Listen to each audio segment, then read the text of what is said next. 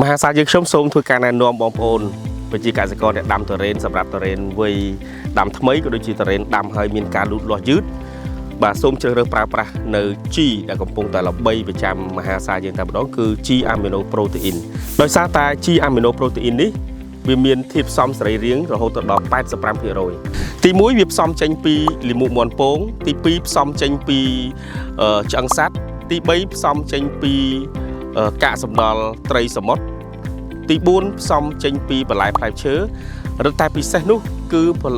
ផ្សំចេញពីសារាយសមុទ្រតែម្ដងសរុបរួមមកបងប្អូន